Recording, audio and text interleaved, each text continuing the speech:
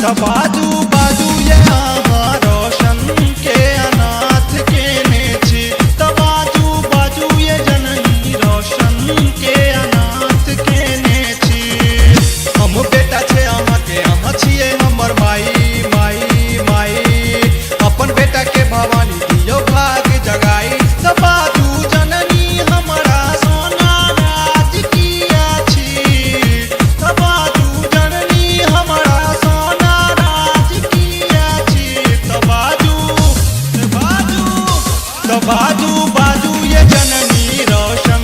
के अनाथ केने छी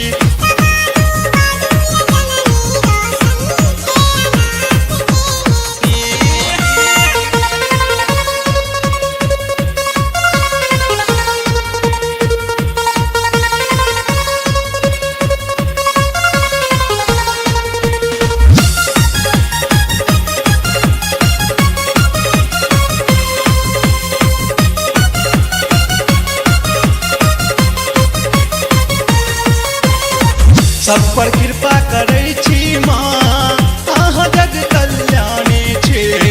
हमरो पर कनि करियौ कृपा